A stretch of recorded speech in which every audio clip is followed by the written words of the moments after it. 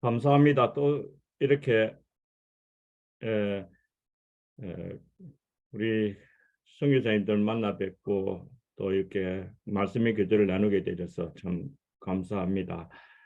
어, 계속해서 외국으로 돌아다니다가 이렇게 새순종이 오면 꼭 고향에 온 듯한 그런 느낌이 듭니다. 저는 오늘 설교를 하면서 조금 잘 다루지 않는 그런 부분들을 가지고 설교를 하기를 원합니다. 바로 요한계시록 20장 1절에서 15절에 있는 말씀인데 이 말씀을 통해서 같이 은혜 받게 되기를 바랍니다. 그리스도인들에게 있어서 가장 큰 소망이 무엇인가 질문을 해보면 그것은 예수님의 재림이라는 겁니다. 주님의 재림으로 인해서 불법과 부조리가 가득 찬 이 세상 완전히 회복되어집니다. 죄로 가득 찬 이 세상도 가장 깨끗한 것으로 순결한 것으로 회복이 되어집니다. 정의가 실현되어지고 하나님의 나라가 완성이 되어집니다. 새하늘과 새 땅이 하늘로부터 내려와서 완전히 달라진 세상에서 우리가 살게 되어질 겁니다. 이런 새하늘과 새 땅은 하나님께서 원래 만드신 모습보다 더 새로운 모습이 될 것으로 성경은 이야기를 하고 있습니다. 사실 이 세상은 죄로 인해서 망가져버린 비정상적인 세상입니다. 지금의 세상은 마귀의 역사가 강력하게 일어나고 있고 많은 그리스도인들이 하나님의 일을 하는데 방해를 받고 있고 많은 하나님의 백성들이 박해를 받고 있고 또 죽임을 당하기까지도 합니다. 이처럼 죄악이 가득 찬 세상입니다. 하지만 하나님께서는 성결하고 무엄한 세상을 꿈꾸고 계시는데 그 세상이 언제 실현되어지느냐 하면 주님의 재림으로 실현되어집니다. 우리 주님께서 다시 이 세상에 오신다고 할 것 같으면 이 모든 것이 가능해지는 것입니다. 초림하셨던 예수님은 우리를 죄에서 건지시려고 십자가 사역을 하시기 위해서 오셨습니다. 그리고 하늘나라로 승천하셨고 그러나 재림에 오실 예수님께서는 세상의 모든 죄악과 패역한 것을 깨끗하게 하시려고 심판주로 오십니다. 재림에 오실 예수님께서 오셔서 제일 먼저 하실 일은 그동안 온 세상과 영적 세계를 어지럽혔던 교회의 원수들을 처리하시는 일을 먼저 하십니다. 계시록 19장에서 20장에서 이런 내용을 먼저 보여주고 있습니다. 계시록 19장과 20장을 보면 주님의 재림으로 인해서 하나님과 교회를 그렇게 검열하게 대적하던 원수와 악의 세력들이 차례로 망하는 것을 보여줍니다. 19장 20절에 볼 것 같으면 바다에서 올라왔던 국가 권력이라고 할 수 있는 이 짐승이 불과 유황으로 타는 못에 던져진다라고 얘기하고 있습니다. 20절에 볼 것 같으면 또 땅의 짐승, 그 거짓 선지자도 불과 유황으로 타는 못에 던져진다라고 얘기하고 있습니다. 21절에 볼 것 같으면 그 나머지 곧 666을 받고 짐승을 경배하던 무리들이 백마탄자 곧 예수님의 입에서 나오는 검에 의해서 죽임을 당한다. 그렇게 이야기를 하고 있습니다. 그리고 오늘 본문 20장 1절에서 2절에 보면 마지막으로 용을 잡아서 결박한다라고 얘기하고 있습니다. 그리고 천년왕국이 시작되어지는 겁니다. 차례차례로 해석해 가면서 본문을 보면서 설교하기를 원합니다. 20장 1절에서 3절에 보면 천년왕국은 용의 결박으로부터 시작되는 것을 보여줍니다. 또 내가 보매 천사가 무주갱이 열쇠와 큰 쇠사슬을 가지고 그의 손에 가지고 하늘로부터 내려와서 용을 잡으니 곧 뱀이요 마귀요 사탄이라. 잡아서 천년 동안 결박하여 무주갱에 던져 넣어 잠그고 그 위에 임봉하여 천년이 차도록 다시는 만국을 미혹하지 못하게 하였는데 그 후에 반드시 잠깐 노일이라라고 얘기했습니다. 여기서 나타나는 이 무주갱은 무엇이냐면 밑이 텅텅 빈 곳입니다. 그래서 한번 그곳에 집어넣으면 끝없이 밑으로 떨어지는 그런 곳입니다. 쇠사슬에 꽁꽁 묵신 채로 던져졌던 용과 그의 졸개들이 이 무주경에서 이 탈출한다는 것, 천년 후에 탈출한다는 것, 이걸 보면 그들 역시 아주 놀라운 능력을 가지고 있는 영적인 존재인 것을 보여줍니다. 그리고 이 무주경은 타락한 천사나 마귀, 짐승, 거짓 선지자 이들을 천년 동안 이들을 붙잡아 두는 구치소와 같은 곳입니다. 이 무지갱은 지옥과는 좀 구별되어지는 곳입니다. 같은 지옥의 영역이긴 하지만은 이들은 지옥 형벌을 받기 위해서 잠시 구금해 놓는 그런 장소입니다. 지옥은 용과 그의 천사들이 최종 형벌의 장소로 불과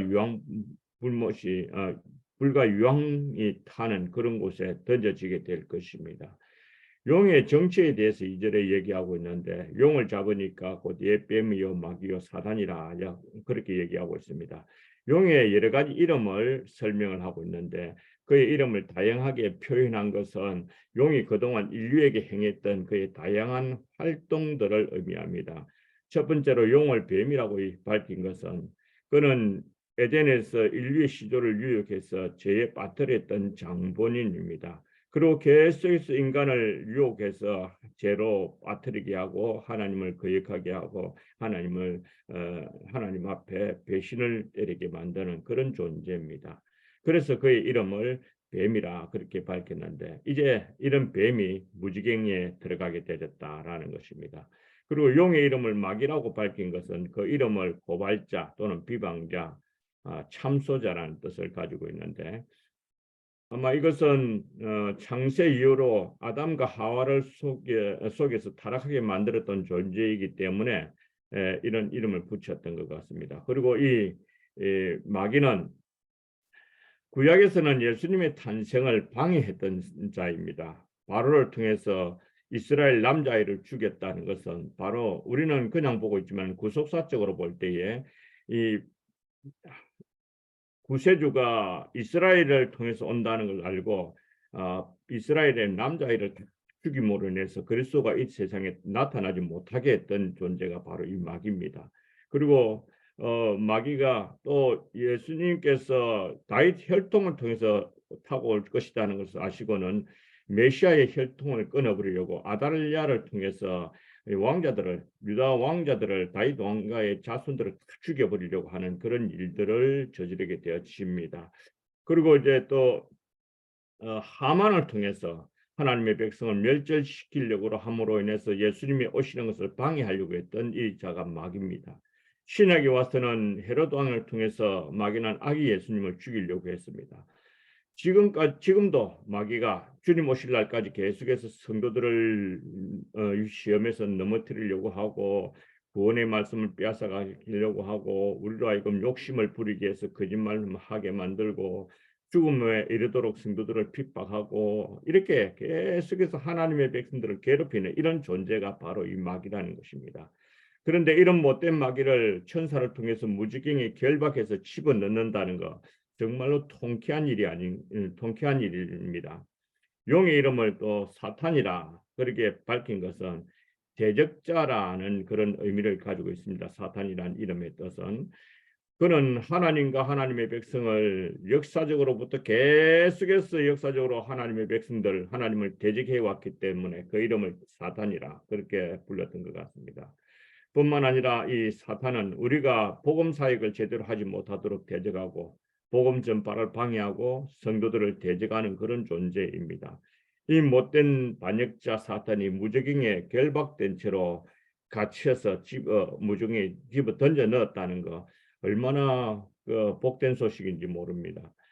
근데 오늘 본문의 2절에서 3절에 보면 결박의 기간을 1000년 동안이라 그렇게 기록이 되어져 있습니다.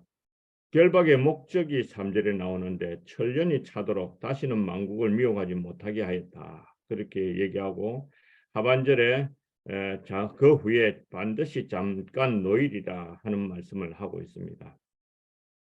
요한계시록 20장 7절에 보면 천년이 참에 사탄이 그 옥에서 놓였다라고 얘기하고 있고 이 부분은 우리가 성경에서 가장 해석하기 어려운 난해 구절 중에 하나입니다.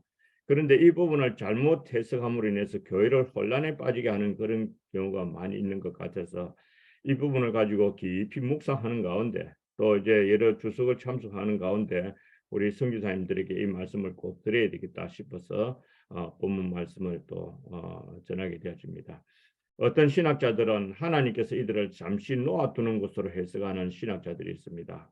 그러나 하나님께서는 잠시 그들을 풀어주는 일도 하진 아니하셨습니다. 오히려 이 본문에서 보면 이들이 끝없이 추락하는 무적행에서 그것도 결박된 채로 무적행에 던져졌음에도 불구하고 그곳에서 탈출하려고 천년 동안 애써왔다는 것을 보여줍니다.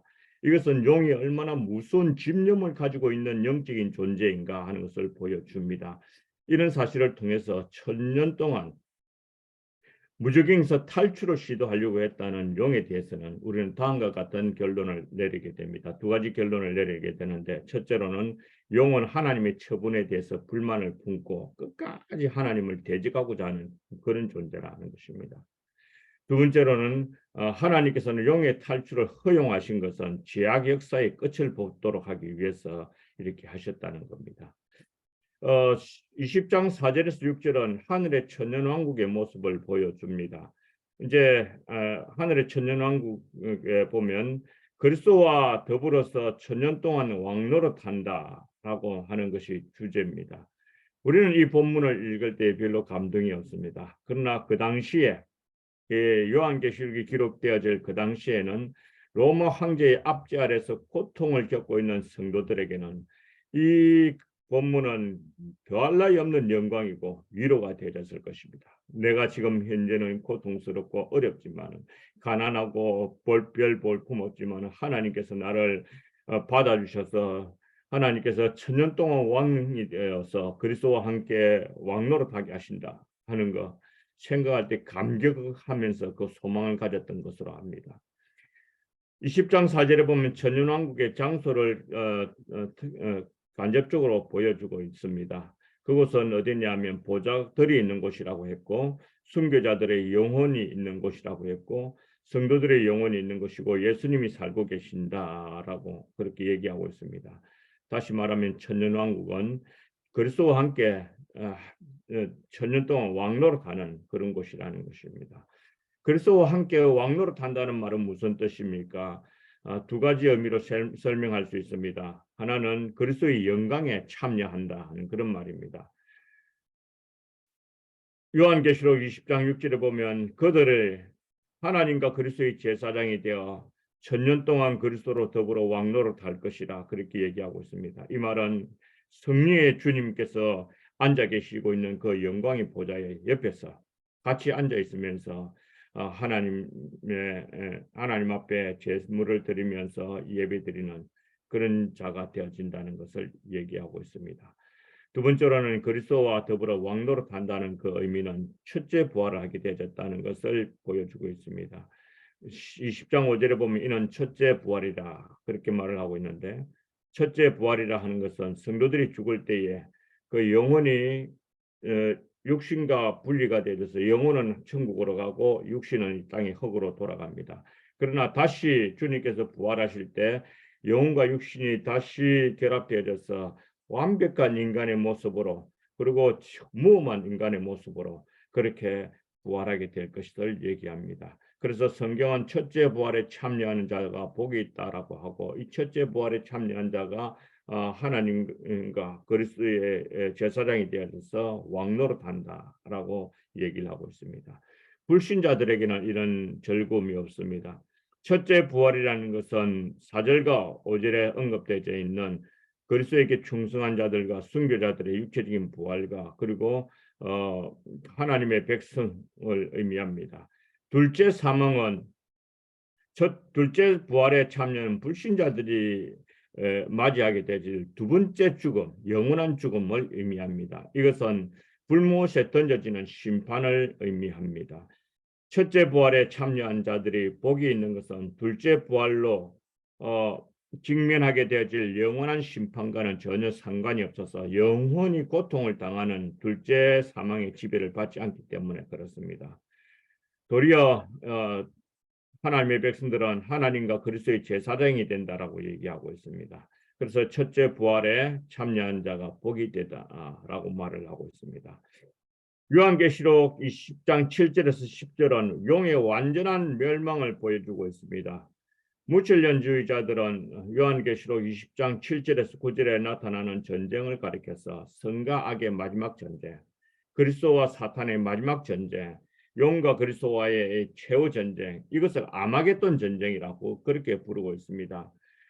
그러나 성경을 자세히 요한계시록을 자세히 읽어보다 보면 아마겟돈 전쟁은 주님의 재림으로 인해서 이미 끝이 났습니다. 그래서 저는 이 본문은 아마겟돈 전쟁이 아니라고 주장을 합니다. 이 본문을 기록한 이유가 뭐냐면 이 본문은 용의 존재가 얼마나 악한 존재인가 하는 것을 보여주려고 했을 뿐입니다.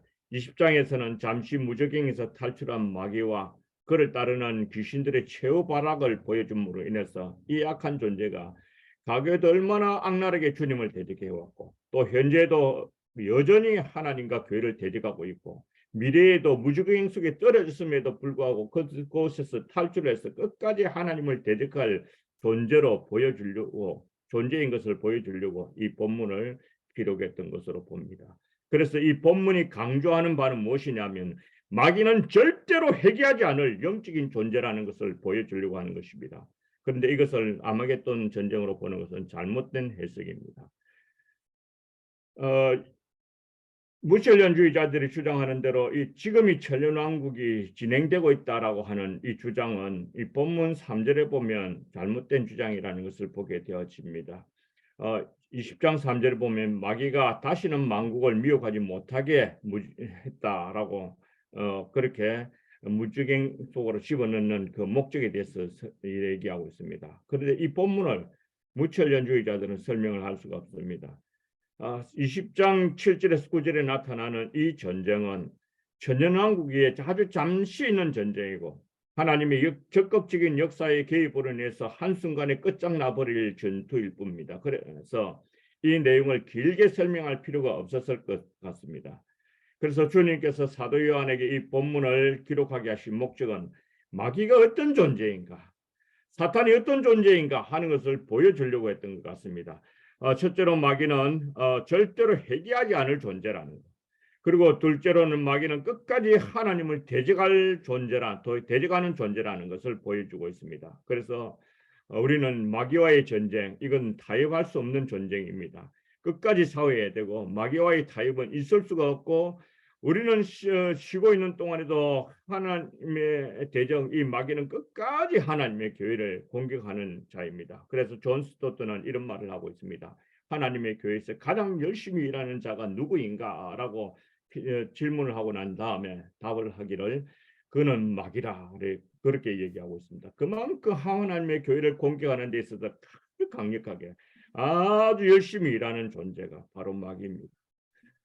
그리고 이 전쟁이 짧게 기록되었다는 자체가 무천년주의자들이 주장하는 아마겟돈 전쟁이라고 할 수 없습니다. 이 전쟁은 무공세기로 들어가기 전에 인류의 역사적인 마지막 종말 사건입니다. 그렇기 때문에 잠시 있을 사건입니다.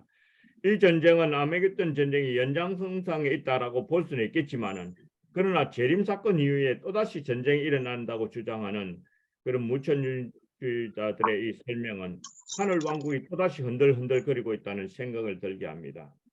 우리가 잘 아는 바대로 하나님의 나라는 영원히 진동치 못할 나라라 그렇게 얘기하고 있고 그렇게 히브리서에서는 말을 하고 있습니다. 그런데 이 나라가 또다시 흔들리고 있다는 것은 성경의 전체적인 내용과 동일하지 않습니다. 앞서 말씀드린 대로 전철연중 입장에서 본 아마겟돈 전쟁은 19장에서 주님의 재림으로 완전히 끝을 맺습니다. 그래서 주님의 재림으로 인해서 악의 세력들이 완전히 차례차례로 망해가는 것을 보여주고 있습니다. 다시 말하자면 이 본문을 기록한 의도, 오늘 본문을 보면 용과 사탄 마귀란 존재가 얼마나 악한 존재인가. 그는 절대로 하나님 앞에 회개하거나 굴복할 수 있는 존재가 아니라 하는 그런 말을 드리고 싶습니다. 이런 점에서 사랑하는 성도 여러분, 우리 선교사님 여러분, 우리가 연약해서 범죄할 때마다 하나님 앞에 회개할 수 있다는 거 얼마나 큰 축복인지 모르겠습니다. 자주자주 넘어지는 우리 목사인데도 신학교 교수인데도 하나님의 백성, 하나님의 종인데도 불구하고 자주자주 넘어지는 내 자신이 회개할 수 있다는 것, 이것이 나에게 얼마나 큰 은혜가 되어지는지 모릅니다. 아멘. 요한계시록 20장 11절에서 15절을 보면 백보자 심판을 보여줍니다. 이 백보자 심판은 불신자들을 향한 심판입니다. 이 본문은 신자들과 불신자들을 같이 심판하는 것이 아닙니다. 이 본문은 불신자들만을 심판하는 것입니다. 12절과 13절에 보면 하나님의 벽보다 심판대에서 피해갈 사람이 아무도 없다 하는 것을 보여주고 있습니다. 이 본문에 보면 12절에 보면 또 내가 보니 죽은 자들이 큰 자나 작은 자나 그 보좌 앞에 섰다라고 했습니다. 그리고 13절에 보면 바다가 그 가운데 죽은 자들을 내어주고 사망과 업무도 그 가운데서 죽은 자들을 내어주고 그리고 각 사람이 자기 행위대로 심판을 받는다라고 얘기하고 있습니다. 이 본문은 불신자들을 심판하기 위해서 마련되진 심판의 장입니다. 불신자들을 다시 부활시켜서 그들을 다시 심판해서 둘째 사망, 그 불못으로 던져 넣는 것을 얘기합니다.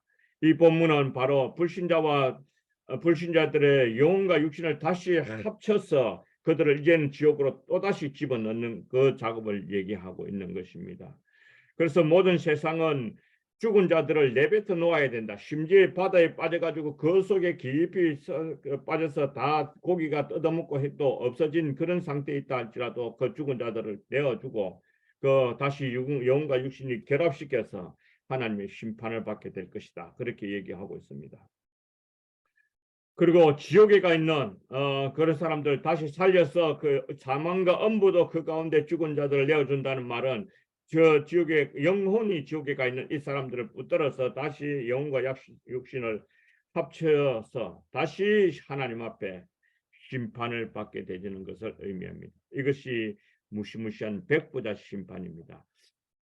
하나님께서 그들을 심판하실 때에 두 가지 책들을 보시고 심판을 하십니다. 거기에 보면 하나님의 보좌 옆에 두 종류의 책들이 있는데 12절에 보면 죽은 자들이 자기 행위를 따라 책들에 기록된 대로 심판을 받는다라고 얘기하고 있습니다. 이 책들은 우리가 신학자들이 하는 말로 행위책이다. 우리 인간의 행동을 낱낱하게 기록해 놓은 책이다. 그렇게 얘기합니다. 이 불신자들의 역사가 기록된 책이 있습니다. 이 책들은 태어나서 죽을 때까지 모든 행동이나 말이나 이런 것들, 심지어는 마음속에 품었던 생각까지도 기록되어져 있을지도 모르겠습니다. 이 책을 쓰시는 분은 우리 하나님이십니다. 하나님께서는 우리가 살아온 그대로, 생각한 그대로, 행동한 그대로 우리의 그런 글을 아시고 빠짐없이 기록하셨습니다. 우리의 과거에 어떤 행동을 했는지 우리는 잊어버릴 때가 많습니다. 그러나 하나님께서는 우리가 살아온 우리의 삶의 히스토리 그대로 기록을 해서 심판을 하시게 되어지는 것입니다. 15절에 보면 행위책보다도 더 중요한 심판의 기준이 있습니다. 그것은 생명책입니다. 생명책에는 사람들이 지옥불에 타는 연못으로 떨어지느냐 아니면 천국으로 가느냐를 결정을 짓는 아주 중요한 책입니다. 만약에 사람들의 이름이 이 생명책에 기록되어 있지 않으면 사람들은 바로 지옥 불못에 던져질 것이라는 것을 얘기하고 있습니다.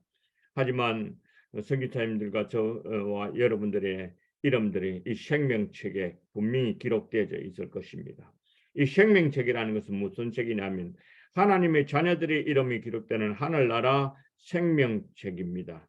이것을 가리켜서 하늘나라 주민등록부라 그렇게 어떤 분들은 말을 합니다. 선교사님들의 이름이 이 책이 기록되어 있습니까?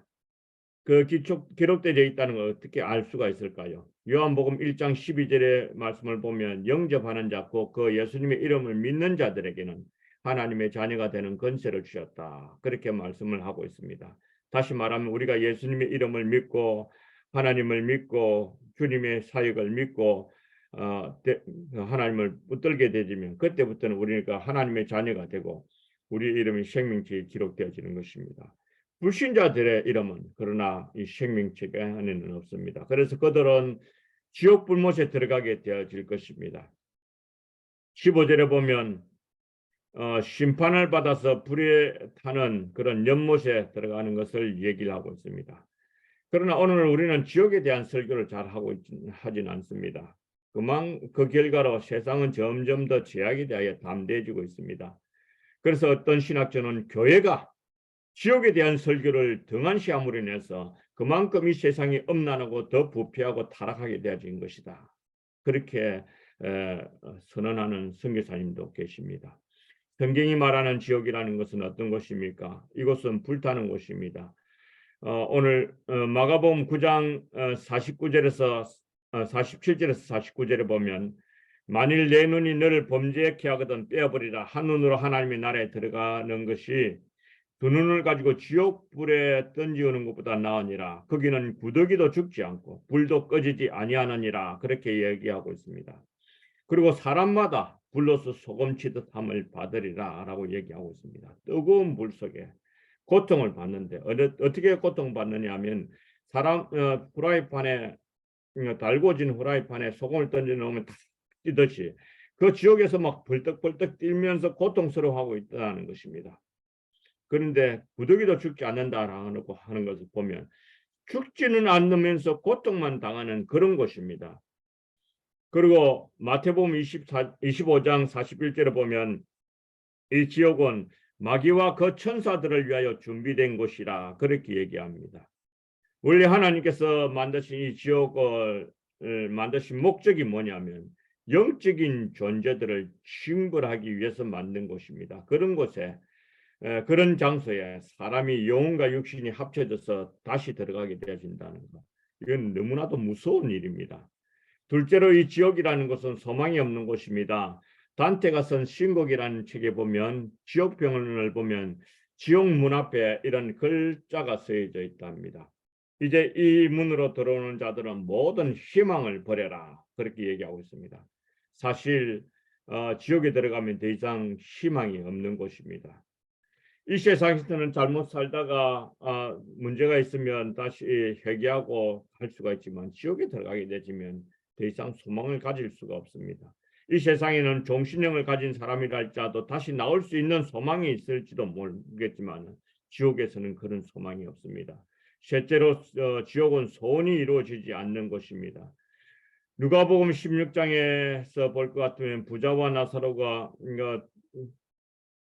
하나는 천국으로 가고 하나는 지옥으로 간 이 사건을 보여주면서 부자가 지옥에서 물 마시고 싶지만 마실 수 없고 한 방울이라도 손가락에 물을 찍어서 혓바닥에 떨어뜨려 주기를 바랬지만은 그것까지도 불가능했습니다. 게다가 그가 자기 형제들을 위하여 나사로를 좀 세상에 보내달라라고 했음에도 불구하고 더 이상 소원은 이루어지지 않는 곳입니다. 이런 곳에 불신자들이 들어가게 되어진다는 겁니다. 말씀을 맺습니다. 선교사님들과 저는 이 주님의 재림을 기다리고 있습니다. 주님의 재림을 기다리고 있는데 그때가 언제 일는지 모르지만 바로 그때가 되어지면 기독교의 완전한 승리는 올 것이고 주님의 재림으로 인해서 우리는 승리자가 될 것이고 그리고 교회가 들림받게 되어질 것입니다. 주님 재림하실 때까지 우리가 해야 할 일이 있다면 두 가지입니다. 끝까지 믿음을 지키는 것과 하나는 주님 부르실 그날까지 천국 복음을 증거하는 것입니다. 아멘. 복음을 증거하게 되지면 바로 복음이 이 세상 끝까지 증거되어야 그때야 주님 오신다고 했으니까 아직까지 미종족 국가들이 많고 하나님 앞에 말씀을 듣지 못했던 그런 나라와 민족들이 많은 이런 때에 우리가 더 힘써야 되지 않겠습니까? 주님 언제 오실는지 모릅니다. 너무나도 주님을 기다린다는 것 힘들기도 합니다. 그래서 불신자들은 사랑하는 님을 기다리면서 이런 노래를 부릅니다. 기다려도 기다려도 님은 오지 않고 오지 않는 힘을 두고 한탄하는 그런 노래를 부릅니다. 그러나 신자인 우리는 오실 주님을 사랑하는 주님을 기다리면서 이런 찬송을 부릅니다. 주 어느 때 다시 오실는지 아는 이가 없으나 등 밝히고 너는 깨어 있어 주를 반겨맞아라. 주 안에서 우리 몸과 마음이 깨끗하게 되어서 이렇게 주님 다시 오실 때 우리가 기쁨으로 주님을 맞이할 수 있도록 아멘. 해야 되지 않겠습니까? 사랑하는 선교사님 여러분, 우리 주님 오실 때까지 깨어 있도록 하십시다. 기도하도록 하십시다. 성경은 아멘. 우리에게 재림을 기다리면서 우리가 어떤 삶을 살아야 되는가 하는 것을 구체적으로 이야기해주고 있습니다. 베드로전서 4장 7절에 보면 만물의 마지막이 가까웠으니 그러므로 너희는 정신을 차리고 건신하여 기도하라. 무엇보다도 열심히 서로 사랑하라. 그렇게 얘기하고 있습니다. 베드로전서 5장 8절에 보면 건신하라 깨어라 너희 대적마귀가 우는 사자와 같이 두루다니며 다니며 산길자를 찾고 있다. 너희는 믿음을 굳건하게 하여 그를 대적하라. 그렇게 얘기하고 있습니다. 그리고 10절에 볼 것 같으면 5장 10절에 보면 모든 은혜의 하나님 곧 그리스도 안에서 너희를 부르사 자기의 영원한 영광에 들어가게 하실 이가 잠깐 고난을 당한 너희를 친히 온전하게 하시고 굳건하게 하시며 강하게 하시며 들을 견고하게 하실 것이다. 그렇게 약속하셨습니다. 그 주님 바라보고 이 마지막 시대도 하나님을 붙들고 주님 재림을 기다리면서 살아가는 저와 여러분들이 되기를 주의 이름으로 축원합니다. 아멘. 기도하겠습니다. 자비하신 주님 감사합니다. 주님 언제 오실는지 알지 못하지만 그러나 주님을 기다리면서 살아가는 저희들에게 그 기다릴 수 있는 은혜를 더하여 주시고 기다리면서도 우리에게 주신 사명을 잘 감당할 수 있도록 하나님께서 시시때때로 저희들에게 성령의 충만한 은혜를 더하여 주시옵소서. 우리 구주 예수님의 이름으로 기도드리옵나이다. 아멘. 아멘.